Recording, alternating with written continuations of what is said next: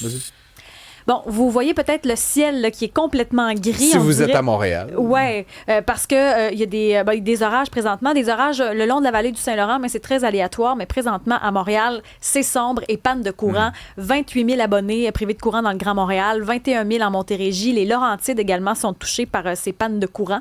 Alors, on vous souhaite bonne chance. On va vous tenir au courant d'ailleurs de l'évolution de la situation. Fred Bastien qui vient d'arriver en Bonjour. studio, d'ailleurs, a dit avoir vu les Chevaliers d'Apocalypse en traversant le pont. Absolument. C'est ça? Il est en skateboard. Est-ce qu'il roulait J'étais à à la limite? l'abri. Un skateboard électrique? C'était un skateboard normal. Là.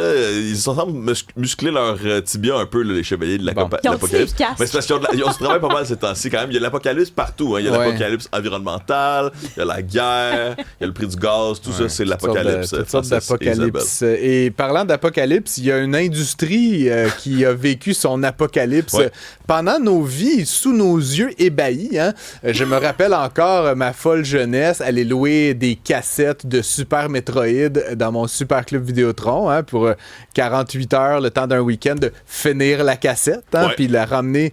Donc, je sais pas, Mais pendant que tu faisais ça, moi, j'espionnais qui allait passer les portes western.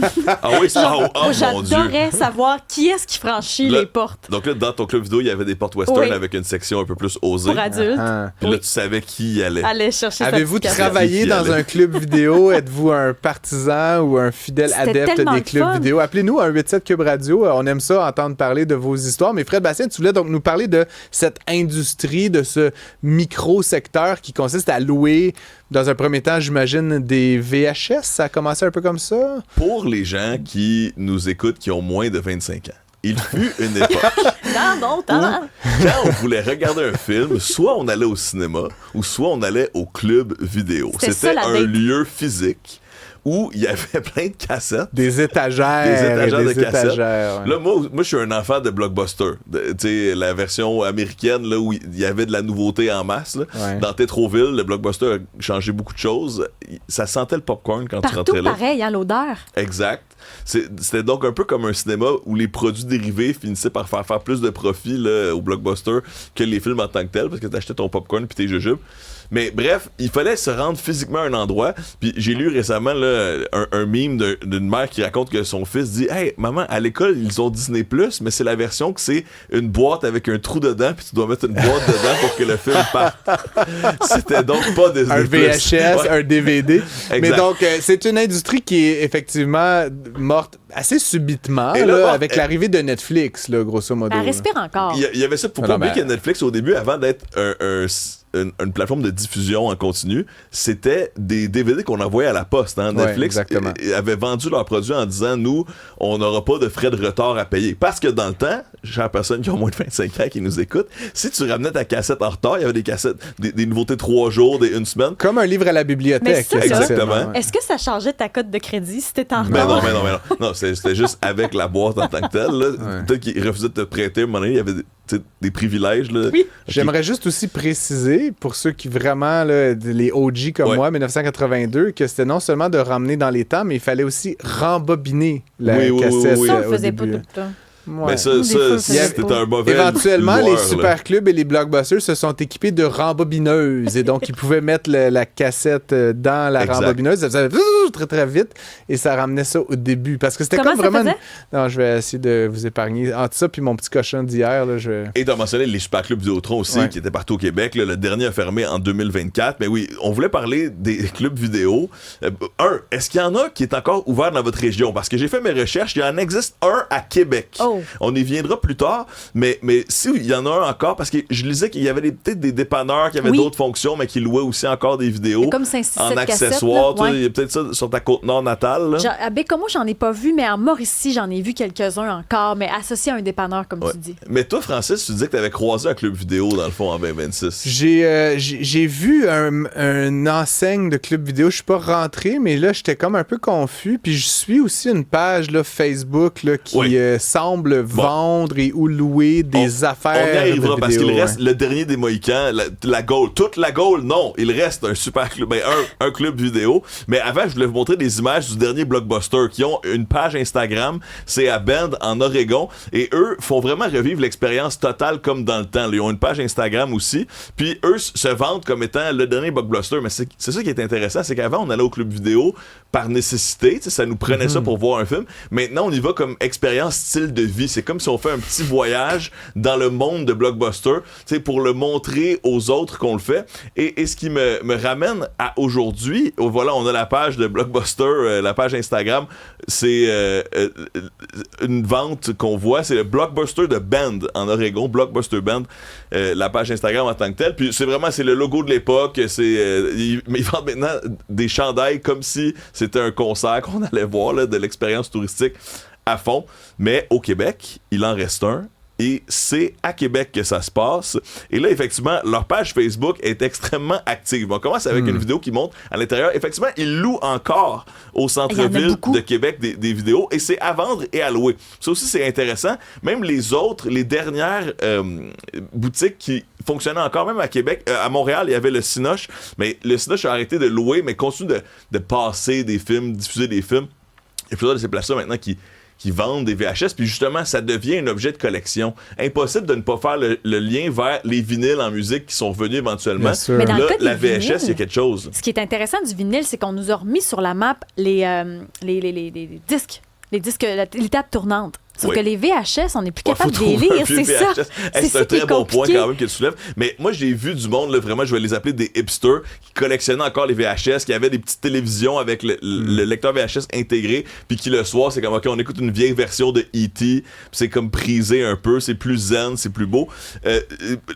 La page Facebook de Vidéo Centre-Ville, ça vaut quand même la peine parce qu'ils sont assez ironiques. Puis justement, je pense que pour avoir un centre d'affaires comme ça en 2026, il faut que tu sois un peu second degré par rapport à ça. Puis on voit dans leur publication Facebook, par exemple, il y en a une qui dit « Faveur, on aimerait ça que vous apportiez des faux CV au comptoir, histoire de stresser un peu nos employés qui se doutent bien que personne d'autre n'a envie de louer des cassettes au salaire minimum. » Alors, on se moque un peu de la culture d'entreprise, la marque employeur de Vidéo Centre-Ville. Puis encore une fois, j'ai l'impression que si on peut se permettre de faire ça, c'est parce qu'on sait qu'on s'adresse à des passionnés qui eux-mêmes ont un sens de l'humour. Je suis sûr que les employés aiment les films puis comprennent un peu le second degré de la page. Il y a un deuxième visuel qui dit il y a des gens sur Facebook qui trouvent qu'on est un petit peu négatif dans nos publications et que ça pourrait faire fuir le peu de clients qui nous restent. Mais voyons donc, inquiétez-vous pas, nos clients n'ont pas Internet et savent à peine lire. J'ai fait une petite vérification rapide sur Amazon. Là, on peut acheter des lecteurs VHS, Magnavox, JVC, RCA, des belles marques là, bien actuelles, là, comme vous les représentez. Donc, ils sont neufs, honnêtement. Ah oui, il y a une fabrication, je vais mettre accessoires, $361 quand même. Bien favorable si ça vient du Japon, VHS. C'est sûr, ça a duré à travers les époques sans problème. Sûr. Mais c'est ça, donc on comprend que Vidéo Centre-Ville a utilisé des codes extrêmement modernes de réseaux sociaux pour faire des blagues et faire connaître sa marque et son expérience. Puis je trouve ça incroyable de voir un club vidéo qui survit encore en 2026, puis ça démontre que le cinéma, c'est une passion qui traverse les époques. T'sais, au-delà de l'expérience du club vidéo, c'est sûr que quand on rentre là, on a des passionnés qui peuvent te dire « Hey, tel film, il y avait telle actrice qui ressemble à ça qui jouait dedans » ou « Toi, t'aimes ce genre de film-là, as-tu vu ce classique d'un autre pays, d'une autre époque complètement qui n'a pas été repris par Hollywood » qui peuvent nous apprendre quelque chose dans le fond. Je trouve que c'est un beau lien aussi avec la semaine passée, tu nous parlais de Musique Plus sur TikTok. On revoit le retour des années 80, avec Stranger Things, les jeunes qui aiment le rock des années 80, exact. Les clubs vidéo. Il y a quelque chose aussi avec ces périodes-là qui reviennent. C'est comme si on veut revivre ces époques-là malgré la technologie. Oui, puis moi, je serais pas surpris de voir là, une tendance dans la génération Z où on se dit on fait une activité. T'sais, maintenant, là, je sais pas si tu as vu, mais les jeunes, ils font des clubs de course pour se rencontrer dans la vraie vie, pour un peu lâcher leur téléphone et aussi répondre au fait qu'ils ne sortent plus dans les bars. Mais donc, les clubs de course deviennent un véhicule social. Donc, est-ce que le club vidéo pourra aussi être un véhicule social, mais ne serait-ce que pour vivre l'expérience de toucher un média tangible quand on fait des recherches recherche sur les clubs vidéo en 2026, on lit beaucoup l'expression média tangible, un média qu'on peut porter dans nos mains. Je pense que cette nostalgie-là est encore bien présente. J'aimerais quand même te rappeler, Fred Bastien, que j'ai déjà pris une marche avec toi, ma blonde et la tienne à l'époque où on est allés ensemble chasser des Pokémon. Hein, juste oui, comme, effectivement. À l'âge adulte. Mais ça, je trouve, chasse aux Pokémon, les livres, on dirait que quand soit tu veux rencontrer ou passer du temps avec des amis autres qu'autour d'un verre, je trouve que c'est des activités, des alternatives. Ben oui, complètement. Sortir de la maison, ça fait tellement du bien en 2026. Là, tu sais, on se lève le matin, on regarde notre petit écran avant d'aller au travail, regarder notre écran moyen, puis on arrive à la maison pour regarder notre grand écran. Je trouve ça quand même fou, puis il faut qu'on se laisse, Fred, mais tu sais, j'essaie de me rappeler cette époque-là, j'étais évidemment très jeune, mais tu sais, fait que là, on disait, hey, ce soir, on regarde-tu un film, puis là, on embarquait dans l'auto, puis là, tu sais, c'était quand même 10 minutes de route. C'était excitant, oui, l'appréhension. Mais juste, par rapport à aujourd'hui, là, on stationnait, on débarquait de l'auto, on rentrait dans le truc. La pastille, est-tu encore là pour mon film? C'est ça, il y avait des jeux de pastilles, des fois, t'avais comme 60 fois le même film, là, parce que, tu sais, c'était la nouveauté.